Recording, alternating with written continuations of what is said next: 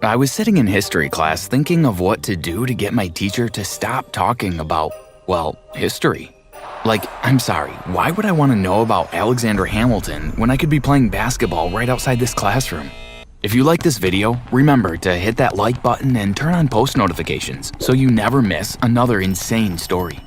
I tapped the girl in front of me on the shoulder and a wink told her what I wanted. She ripped a few pages out of her notebook and handed them to me with a smile. I opened my bag without my teacher seeing me. If he had seen me, he would have immediately known what I was up to. I ripped the paper into little bits, and soon enough I was shooting little goopy paper balls, not at my teacher but at the ceiling right above him. I then asked for permission to go to the bathroom. He handed me my hall pass, but before I left, I gave the wall a little punch, which shook the ceiling above and the paper balls rained down, getting stuck to my teacher's bald head. The class erupted in laughter as I ran out of the classroom before my teacher could get me for what I did. I did stuff like this in pretty much every class. Sometimes it was pretending to be dumb, sometimes it was the classic paper plane, and sometimes it was playing an obnoxiously loud video on the smartboard. I only got into real trouble once, and when I did, my entire class protested to get me out of detention, saying the teacher had no need to be so rude when he told me off. I was pretty much golden at school, not having to put in any effort and just passing my classes. I never thought it would all catch up to me, until it finally did. I heard my name being called on the intercom. Jason B., please report to the principal's office immediately. Rang through the halls. Everyone turned to look at me, some just about ready to come with and defend my honor. I walked into the colorful office our principal worked from and sat down in one of the chairs in front of us. Jason, it's about time you start worrying about your academic future, she said. Not to toot my own horn, but this is a pretty great school. The vast majority of our students pass their classes with flying colors, and you're way below average. We're gonna have to ask you to switch schools, honey. I was shocked. They were kicking me out to improve the school's average grades? I didn't know if I should feel worried or insulted, so I chose something in between. The principal told me it would take endless hours to catch up to the lowest grade they would let me stay with. God, I really didn't want to switch schools or tell my parents about this, but I also didn't want to do work. I had to figure something out, and quickly. That weekend, I was helping out my dad at one of his open houses. He was getting a shipment of rented furniture to make it look more cozy for possible buyers, so he needed me to help him put everything where it belongs. So, how's it going with school, kid? He asked when we were done. It's going, I guess, I replied. He knew I was never great at school, but he didn't know I was at risk of expulsion. Do you have a lot of homework, or do you have time for one more stop? He asked next. I told him I was always down to spend time not doing homework, and then we hopped back in the car and he drove a few minutes out of the city. He parked in front of this huge abandoned warehouse. It was absolutely massive. There were broken windows and doors everywhere, which we had to clean up. God, I don't know how I'm ever going to sell this place. My dad sighed. He said it had been on the market for ages, with not a single interested person. As I looked around, an idea started forming in my head. This place had a lot of potential. Big open spaces, concrete walls and floors, random slabs of concrete that would work as tables or chairs. This right here could be the greatest party spot in town, and maybe a party was just what I needed. You see, everyone in my class was stressed as hell for this huge exam we had coming up. I figured that all I needed was to distract all these nerds and keep them from studying. If they put in the same amount of effort I did, there was no way they still aced the exam, right? I spread the word at school that I was throwing a huge party. I told people to invite friends, friends of friends, and friends of friends of friends. No one in my class, maybe not even in my school, threw parties. They were all a bunch of nerds. A cousin of mine hooked me up with some lighting and speakers. Plus I got some chips and soda, and I was ready for everyone to show up in the warehouse out of town that we would never get caught in. I waited and waited, but it was getting kinda late and nobody was there yet. Was I just wasting my time? Did these kids really ditch the first party in their high school career to study? Then, in the distance, I saw lights approaching. Tons and tons of lights. Over a dozen cars parked in front of the warehouse. We read online that it's cool to be fashionably late, said the first girl to get out of a car. Damn, these nerds even studied parties. People poured out of the cars, and soon the huge warehouse was absolutely full of people. Everyone was dancing, or at least trying to.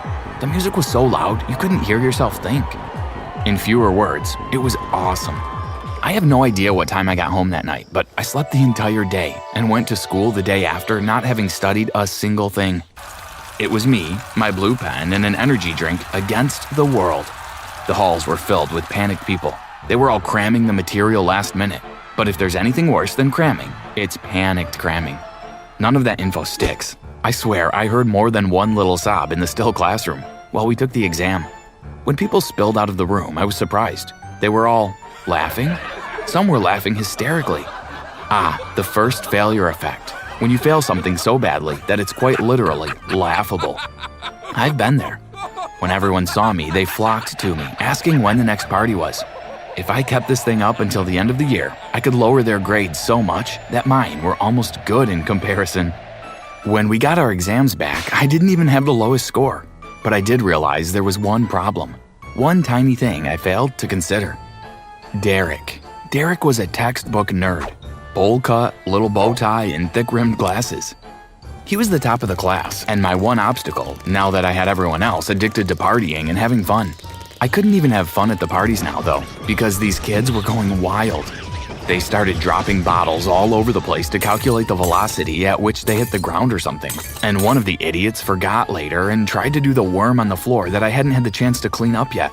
Don't worry, he was fine. They managed to grab him right before he hit the floor, but he didn't get why they stopped him and got all angry. The kid then ran out of the warehouse and plunged into the river. Everyone went looking for him, which was cool because it gave me some time to be everyone's maid and clean up the glass. But then they wanted to make a fire. In the middle of the warehouse?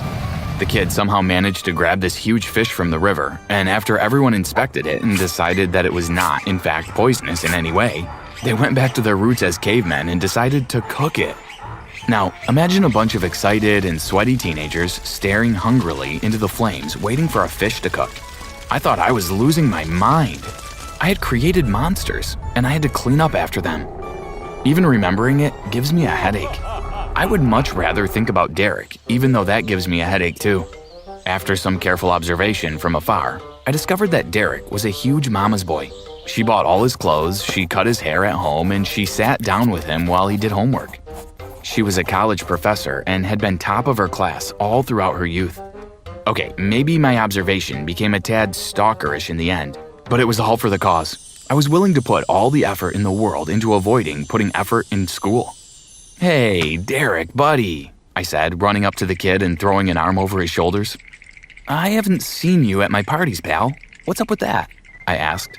He sort of panicked when I approached. He started muttering something about his mom not letting him go to parties, that she said they ruin your life and that teenagers were monsters. "Nonsense. Why don't I pick you up tonight and bring you as my guest of honor, bud?" I suggested with my most charming smile. I actually have horse riding lessons tomorrow morning, so I must be in bed by 8 o'clock. He started to drone on before I interrupted him and told him I'd pick him up at 10. He protested, but I patted his back and went to talk to other people. I was sitting in my car outside Derek's house at 10 o'clock sharp that night, but the lights were off. I beeped my horn a couple times, but nothing. I finally decided to get out and go knock on Derek's window. It was thankfully on the ground floor. I knocked a few times and he jolted awake. I waved and smiled as he rubbed his eyes and came up to the open window. The second it was open, I climbed inside. "What are you doing here? It's past my bedtime," he said. "I told you I was picking you up at 10. Chop chop, get dressed," I replied. Then there was a soft knock on the door. Derek? Sweetie? Did you have a nightmare? Why are you awake? Asked his mom through the door. "Yes, I did, Mother. I'm going back to sleep now," he responded. He started pushing me to the window, but I couldn't let him continue being a fantastic student. "You think I'm gonna let my best friend waste his Friday night like this?" I whispered to him. He stopped pushing me and his eyes went wide. "I'm your best friend?" he asked. I swear, his lip quivered a little. "Yes, now get dressed, bestie," I whispered back. He got dressed at record speed, but he knocked over a stack of books. His mom suddenly opened the door and her face went sour when she saw a second teenage boy in her son's bedroom way past his bedtime. You stay away from my boy, she shouted as she lunged at me. I swerved her just in time and motioned at Derek to climb out the window. His mom ran after me through the house. I managed to run circles around their kitchen island while she chased after me. I was having fun with this crazy lady shouting all sorts of stuff at me, but I drew the line when she started reaching for kitchen utensils. I was not about to get stabbed for Derek. I ran out the front door with her still hot on my tail. Get in, get in, get in!" I shouted at Derek when I got close to my car. I locked the doors just before she tried to open Derek's door, and we sped right out of there. That Derek said while panting. was the most fun I've ever had in my entire life. The kid smiled. I told him the fun was just starting. I had no idea Derek would be such a party animal. By the end of the night, people were carrying him on top of the crowd and chanting his name. The kid was in heaven. I was having a blast too, for once, until red and blue lights started flashing and sirens approached. Everyone scattered. I grabbed Derek and we sped out of there in my car. I saw that some kids were being shoved into the back of cop cars, but somehow they still looked happy. They were still having the time of their lives, though to be honest, I'd be crying. Derek and I woke up around noon the next day. He didn't want to go back to his house, and my parents didn't mind him crashing in the guest bedroom. While we had breakfast, my dad came out of his office, smiling from ear to ear. Some kids got busted throwing a huge party in my warehouse. Now some millennials want to turn it into a club. I sold it. He exclaimed. I congratulated my old man and was kind of proud that I helped somehow.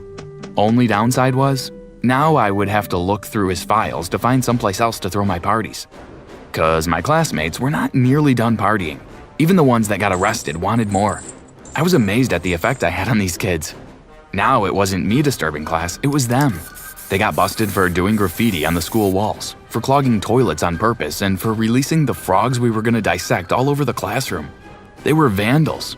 Thankfully, they were vandals who were sort of flunking school, so in the end, things worked out in my favor and I didn't get kicked out of school. Was it all worth the trouble? Maybe. It definitely made school a lot more interesting.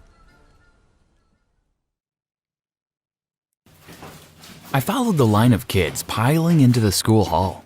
It was the end of year assembly and the whole school was gathered to hear their academic achievements.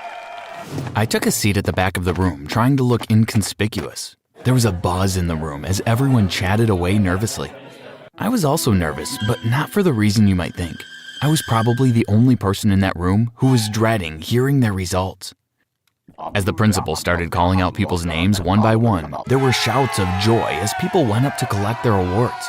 Trophies for the best soccer player and awards for the best drama students. Finally, it was time for the award that everyone had been waiting for, the Student of the Year Award. The principal picked up his microphone and started talking. Now it is time to give out the Student of the Year Award. As you all know, this is a very prestigious award. It is only ever given to the most dedicated, hard-working student in the school. The student who has won this year has achieved outstanding success, getting A's in every single subject. So, this year it gives me great pleasure to announce the winner is Martin Anderson. The whole school broke out into applause, and all eyes turned towards me. I just sat there, frozen to my seat. Suddenly, I felt someone nudge me from behind. Go on, Martin, go up and get your trophy. As I stood up and walked toward the stage, I could feel everyone's eyes on me. In a daze, I shook the principal's hand and listened as he congratulated me. Very well done, Martin. You should be proud of yourself. I took the trophy from his hand and walked back to my seat. I had never felt so miserable in all of my life. I was devastated. But before I go on, make sure you like and subscribe and hit that notification bell so you won't end up humiliated like I was. I can imagine you're probably wondering what's wrong with me. I mean, it should have been one of the best moments of my life, right? Well, it was the opposite. You see, I knew that me getting the trophy was going to bring me to the attention of Brian and Alex. They're the most popular couple at our school, but they are also the meanest, and I was about to become their next victim. They hated anyone that did well in school and went out of their way to make his or her lives a misery. Whenever someone did well in class, they would be the first people to criticize them. I really didn't want to get on the wrong side of those two. As soon as the principal told us we could leave, I picked up my trophy and ran out of the hall as fast as I could. All I wanted to do was get out of school without talking to anyone. But luck wasn't on my side. As I walked down the hall to get my coat and bag, everyone stopped me to say well done or congratulations. Eventually, I managed to get to the lockers and grabbed my bag. But just when I thought I had managed to avoid them, who should come walking in the opposite direction but Brian and Alex? Oh, look who we have here, Alex. Only the Student of the Year. I tried to ignore them, but they wouldn't give up. I bet you think you're so cool, don't you? I mumbled something under my breath about being in a hurry, having to get home, but they just ignored me. You know, only the biggest nerds ever win that trophy. Yes, it's probably only some cheap plastic thing anyway. Let's have a look, shall we? With that, Brian tried to grab the trophy out of my hand. I held onto it as hard as I could, but he was bigger and stronger than I was. I watched in dismay as he pulled it from me and dropped it on the ground. The trophy smashed into hundreds of little pieces. Oops, sorry. My eyes started filling with tears as I saw how they had destroyed my trophy. Oh, Alex, look, I think he's gonna cry. Cry, baby. Cry, baby. I ran out of the school building and into the yard. Some of my friends had seen what Brian and Alex had done, and they came over to try and comfort me. Just ignore them, Martin. They're not worth it. It's only a trophy. Everyone still knows that you're the student of the year. You don't need a trophy to show it. Even though I knew they were right, I couldn't help feeling sad that I didn't have the trophy to show to my parents. I knew my mom and dad would be so proud of me. Now, I wouldn't be able to tell them that I had won Student of the Year. If I did, they would want to see my trophy. Then I would have to explain what Brian and Alex had done. If I did that, they would start worrying about me being picked on, and I didn't want them getting stressed. So when I got home, I didn't mention anything to them. I could tell my mom was suspicious that I wasn't my usual self. But when she asked me if I was okay, I just told her that I had a bit of a headache. I think I'll just go and lie down for a while. Okay, darling. Try to have a sleep and you will feel better then. Yes, I'm sure I'll feel much better in the morning. As I lay on my bed, I thought about what Brian and Alex had done. They are so mean. I really detest them. Thank goodness it's the holidays. I won't have to see them for the next 2 weeks. For the rest of the holidays, I didn't give them any thought. I just enjoyed being at home with my family, having long lie-ins and watching as much TV as I wanted. I also had our trip away to look forward to, because even though my parents weren't wealthy, we always had a little vacation during the holidays. I was excited because this year we were going to stay with my cousins for a few days. They had a huge farm in the countryside, and it was always so much fun there. From the minute we arrived at my cousin's place, it was non-stop fun and laughter. We climbed trees and swam in the river, played hide and seek in the woods, and had barbecue for dinner. I was really sad when it was time to go back home. I wish we could stay longer. Don't worry, we can always come back again next holiday. Anyway, you have school to look forward to on Monday. My heart sank when I heard my dad's words. Even though I loved school, I wasn't looking forward to seeing Brian and Alex again. Yes, I guess so. Well, don't sound too excited about it, will you? Once I was back at school, I tried to avoid Brian and Alex as much as possible. I didn't have many classes with them, so it wasn't too difficult to stay out of their way. And whenever it was break time or lunchtime, I always tried to surround myself with my friends. Brian and Alex were mean, but they were also cowards. They would never pick on me if I was with my friends. On the odd occasion that they did catch me alone, they would just make some snide remark as I passed by them. Oh, here he is. Cry, baby. What's the matter? Did you lose your trophy? But it was just when I was starting to think that I could cope with Brian and Alex that they threw me a curveball. It was nearly the end of term, and we were about to have our final exams. I'd been preparing for these exams for weeks.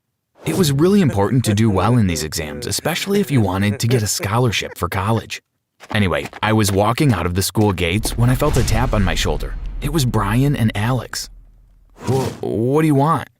Brian leaned right up close to my face and whispered in my ear. You'd better flunk the exam if you know what's good for you. I was petrified. But why? Never mind why. Just do as I say, okay? Okay, I will. Good. But as I watched Brian and Alex walk away, laughing to each other, I had already made up my mind that I wasn't going to do what they had said. I don't care what they do to me. I'm not going to flunk the exams. You see, I knew that there was no way my family could afford to pay for me to go to college. The only way I would be able to go was if I could get a scholarship. If I flunked the exams, then my academic record would be ruined and I would have no chance of getting a degree. And I needed a degree if I wanted to get a good job. So instead of listening to what they had told me, I decided to put even more effort into revising for my exams. Well, if I was going to go against them, I might as well try and get the best grades possible. It was about a week after the exams were over that we got the results. The teacher stood at the front of the class with the exam papers in her hand. Well, I have some excellent news today. All of you have achieved excellent grades and should be very proud of yourselves. It's obvious that you have all been working very hard. But before I give you your papers back, I want to make a special mention about one student in particular. This student has achieved amazing results in all of his subjects. Congratulations to Martin Anderson for getting a score of 100% in every exam. The whole class gasped when they heard what she said. Whoa! I looked at everyone's smiling faces and a feeling of joy swept through my body. But it soon turned to fear when I looked towards Brian and Alex. They were giving me the evilest of stares. I looked away and tried not to catch either of their eyes again. I spent the rest of the morning in complete fear. I was so scared of them catching me alone. I made sure that I was the last person to leave the classroom and stayed close to the teacher as I walked to the cafeteria. I really hoped that once I got there I would be safe, but I hadn't counted on how angry Brian and Alex were going to be. I had just got my lunch and sat down at the table with my friends when the two of them came striding towards me. You're gonna regret crossing us, you stupid nerd. The next thing I knew, the two of them had both tipped their trays of food right on top of my head. Spaghetti and sauce mixed with meat and gravy dripped down my face and onto the floor. That'll teach you to mess with us. The whole cafeteria erupted into laughter at the sight of me. I was so embarrassed. All I wanted to do was go and hide in a corner, away from everyone. I ran to the bathroom and cleaned myself up as best as I could. When I got back out, I could hear snatches of everyone's conversations. Oh my god, I thought I was gonna die laughing. Did you see his face? I know, it was so funny. Sauce was dripping off his nose. I was seething inside. Brian and Alex had humiliated me in front of the whole school. There was no way I was going to let them get away with what they had done to me. I had to think of a way to get my revenge on them. All of a sudden, I had an idea. At the end of the afternoon, I went to the principal's office and knocked on his door. Come in. Yes, Martin, what can I do for you? Hello, sir. I was wondering, do you think it would be okay for me to host an event at school? What kind of an event? A movie screening? I can't see why not, as long as it's an age-appropriate movie, Martin. Oh, yes, sir. It will be. Well, fine then. Go ahead and organize it. Thank you, sir. Thank you. The very next day, I started planning the event. I made some posters to put on the notice board and gave out flyers to all the kids, telling them about the event. Make sure you tell all your friends to come. This is going to be a night to remember. You won't want to miss it. When the night of my event arrived, I set up the movie equipment in the school hall and waited for everyone to arrive. It wasn't long before the hall was completely full. Everyone seemed excited to be there and thanked me for organizing it. Except for Brian and Alex, of course. When they arrived, they gave me a deathly look. I knew they were trying to intimidate me, but I just smirked to myself. I wasn't going to let them bother me. Eventually, it was time to start the movie. I pressed play and the screen lit up, but instead of the opening credits of Avengers Endgame appearing, a home video of Brian and Alex started playing. It took a few seconds for everyone to realize what was going on, but once they did, they all started howling with laughter.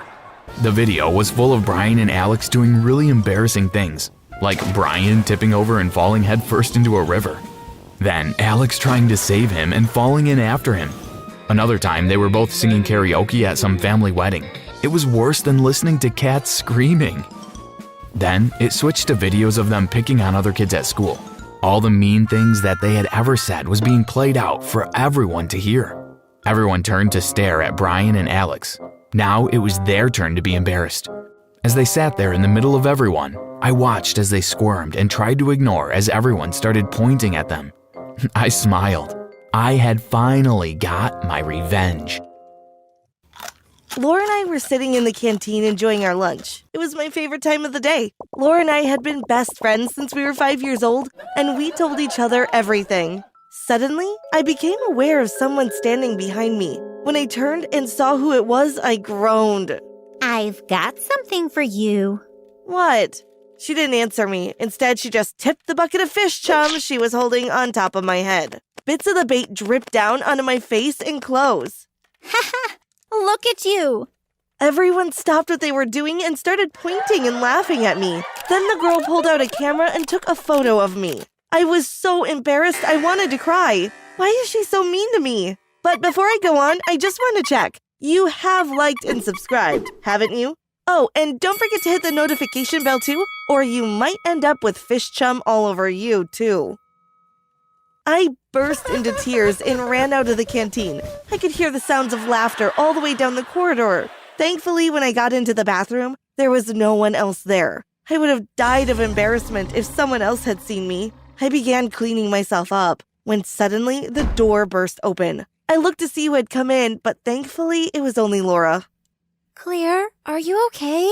Yes, just my pride that's hurt more than anything. I don't know why Abby is always so mean to you. What is her problem? You know what she's like. She's always been like this with me since the first day I met her. I just don't know what she's got against you. I sighed. Neither do I. You see, that girl, well, she's my sister. Well, actually, she's my stepsister to be exact. We live together and she hates me.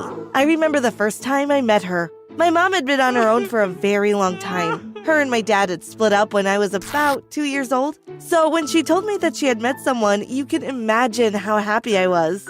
I didn't like to think of my mom being lonely. I wanted her to find someone to share her life with. Claire, I have something to tell you. Wow, that sounds serious. Well, I think it's good news, and I hope that you will too. Okay, go on then. What is it? I have a boyfriend. Yes! Are you okay about it? I'm more than okay. I'm ecstatic. Oh, I'm so relieved. For a minute, I was worried that you wouldn't want me to date anyone. Well, Mom, I just want you to be happy. So, what's his name? It's Mike. He's divorced too, and has a daughter the same age as you. So I'm going to get a sister too? Well, yes. I guess you are. I'm so excited. When am I going to meet her? I've invited them over for dinner tomorrow night so that we can all get to know one another. I can't wait to meet them. It's going to be so much fun having a sister. For the rest of that evening and all the next day, I couldn't stop thinking about what it was going to be like to be part of a family again. Don't get me wrong, I had a wonderful life with my mom, but I had always wanted to know what it would be like to have a brother or a sister. Well, it looks like I'm going to find out. When I got home from school, Mom had already set the table for dinner. She had put her best tablecloth on the table and her finest crockery. It looks perfect, Mom. Thank you, Claire. Now go upstairs and change out of your uniform. They will be here in about half an hour. I ran up to my room and changed into the dress that I had picked out to wear. I really wanted to look my best when I met them. I wanted to make a good impression. I pulled my hair up into a high ponytail and put a pretty ribbon in it. Do I look okay, Mom? You look beautiful, darling. But then again, you always do. Just then, the doorbell rang. That will be them. Do me a favor and go answer it, will you? I opened the door. Hello there, I'm Mike. You must be Claire. Yes. Claire, this is Abby, my daughter. Hi, Abby. I gave them my most dazzling smile. Come in. We went into the lounge where Mom was waiting. Hello, Abby. How are you? I'm good, thanks. Would you like a glass of lemonade or something? Yes, please. Right. Come on, Mike. You come and help me and let these two girls get to know each other. Abby smiled at me. I felt so happy. Everything was going so well. Or at least it was. Because the minute my mom and Mike left the room, Abby's whole demeanor changed. Her face looked really surly, and she just sat on the sofa staring out the window. I tried to start a conversation with her, but it was like getting blood out of a stone. What kind of music do you like? Dunno. Do you have any pets? Nope. I tried and tried to get her to open up to me, but it was obvious she didn't want to know. Maybe she's just a bit shy. I'm sure we will soon become good friends. But unfortunately, we didn't. There, I think we've got you all cleaned up now. Just in time, too. That's the bell for class going. The rest of the afternoon, I stayed well out of Abby's way. Luckily, we didn't have that many classes together, so it wasn't that difficult to avoid her. When the bell went at the end of the day, I got my coat and I went to find Laura. Is it okay if I come home with you? I really don't want to see Abby when I get home. Sure, no problem. Thanks. When we got to Laura's house, her mom was in the kitchen. Mom, Claire's here. We're gonna go up to my room. Okay. Hi, Claire. Hi, Mrs. Davidson. You two go on up. I'll bring you some milk and cookies in a bit. Laura and I sat on her bed, and it wasn't long before the conversation turned to Abby. You know, you should really tell your mom what's going on.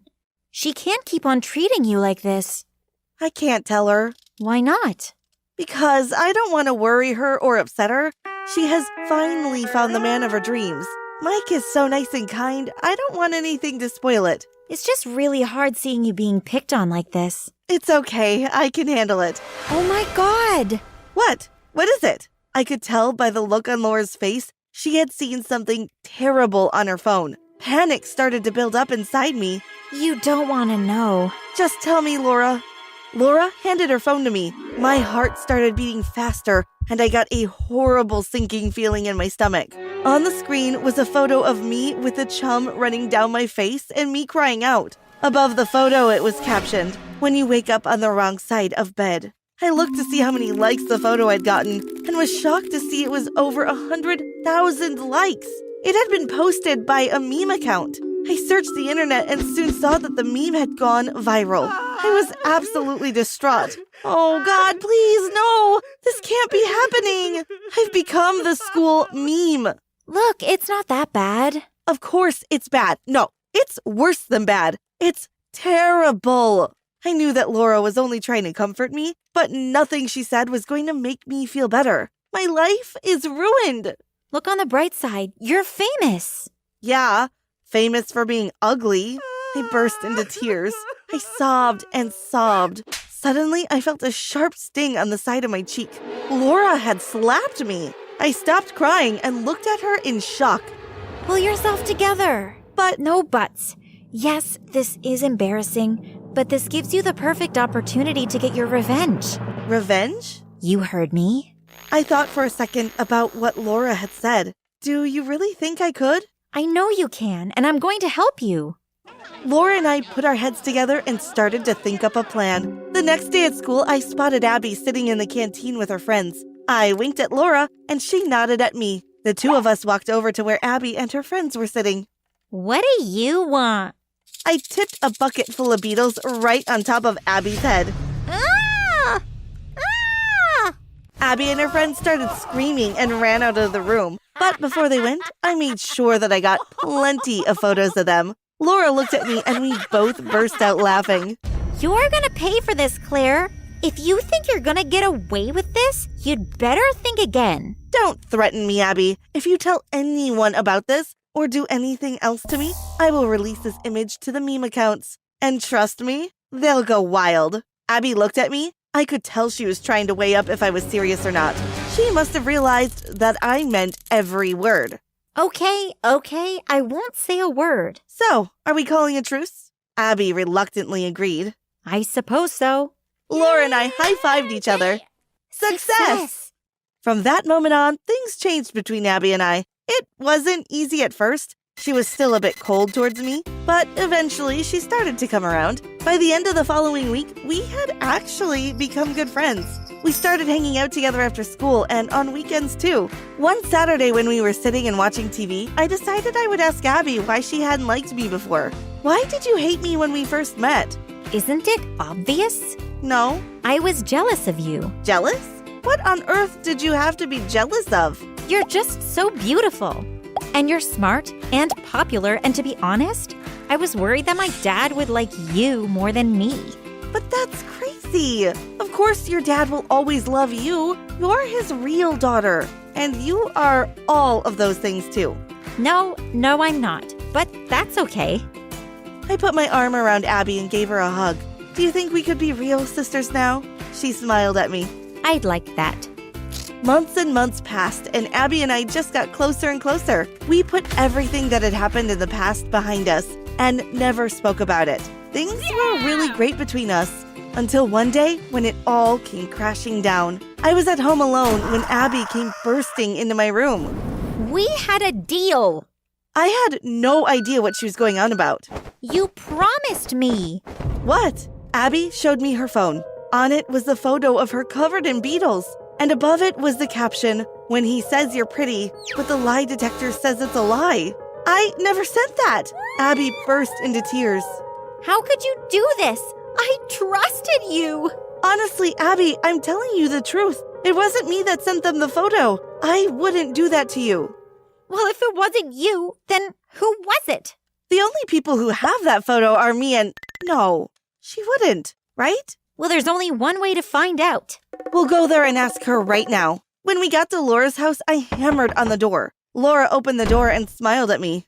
Hi, Claire. I showed her the photo on my phone. As soon as she realized what it was, the smile fell from her face. I can't believe you did this, Laura. You know that I promised Abby I wouldn't post it. We have been getting on so well these last few months. She trusted me. What made you post it?